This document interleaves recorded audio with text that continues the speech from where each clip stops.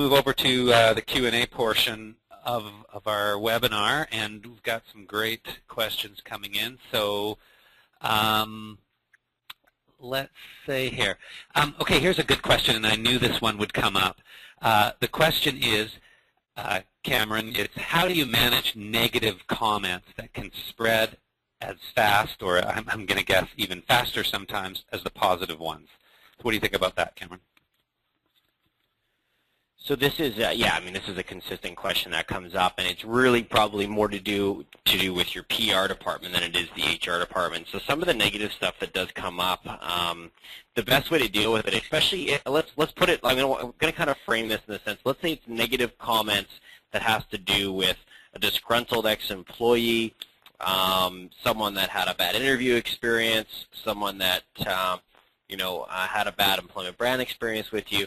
I think the best thing to do is to go and address it immediately, apologize that maybe things weren't perfect, and I guess if you've got an ex-disgruntled employee that really wants to get healthy, and there's a certain limitation that you can't be having a childish forth with them on the web, but I think that if people are being malicious and being ridiculous, I actually think that about your brand is more a reflection on them as an individual than it is about your brand. So if someone goes and says, I waited for 45 minutes for an interview, then that's a great opportunity to kind of say, listen, we apologize. How'd your interview go? If not, can we get it rescheduled?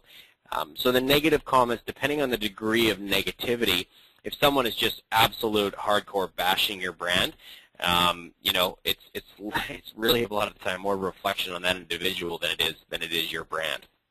So the negative ones, I think, depending on the degree of negativity and how critical they are, then you can address them very quickly. But if it's an employment brand side of things and they weren't happy, send them a message. Say, hey, listen, we'd love to have a chat. Give us a call at this number, and we can connect.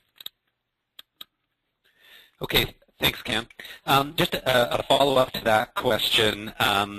What another attendee here is looking at is more like specifically when you see negative comments using some of these services, can you remove them? Are there ways to get those sort of that negativeness off the web? The short answer is no.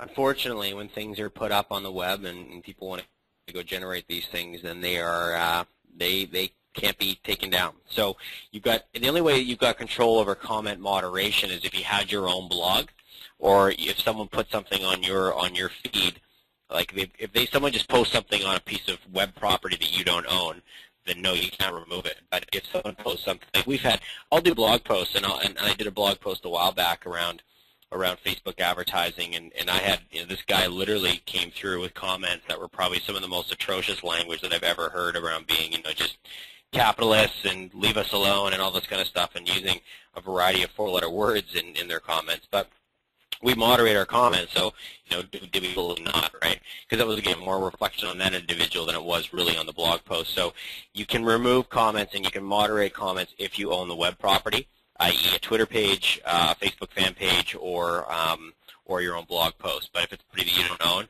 your SOL, that content's up there for probably life.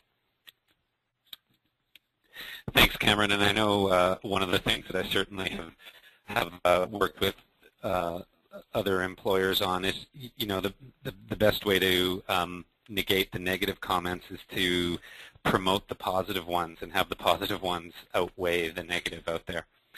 We've got another question, Cameron, and it's more of a clarification. So there were two tools that you looked at today, that you showed everyone today, WorkStreamer and Social Mention, and they were just a clarification on what's the difference between those in terms of what you should use one for rather than the other. So there's a lot of similarities between the two of them. If you want to pick one, I'd suggest WorkStreamer is a little bit more customized, so it does more reaching into your own social network. Social Mention is more of a search engine, whereas WorkStreamer is more of an app. So I prefer WorkStreamer because it's just got a little bit more functionality around it, and it seems to be just an interface that I like. but both do the exact same job. The only thing I will say about WorkStreamer is when you're signed in, you can share content that much faster through your social networks, because if you just log into Social Mention, it's an open forum. So very similar in the end results. It really comes down to preference and what you plan on doing with it. Okay, great. Thanks, Cameron. So we've got one more question, and then I think we're going to sign off. Final question, and I sort of suspected this one would come up. Around listening, you talked a lot about listening on the web, and the participant wants to know how much time can we expect to have to dedicate to listening on the web? So, from a time perspective, I think it's going to vary. So I don't, it really depends. I mean, I look at it and say, if you had an exercise, if you had someone on your team every single morning log into either your WorkStreamer account or Social Mention, you could very quickly go listen to what's going on, and it categorizes it by day. So within 10 minutes of every single day, you can probably see all the new content that was said about your brand the day before. The other thing is a tool like Hootsuite, for example. There's tremendous efficiencies because you can time stamp a lot of your posts. So you can literally have all your Twitter posts after 1 hour of work. You can have all your Twitter posts ready to go for the rest of the week. So it can be very, very little time.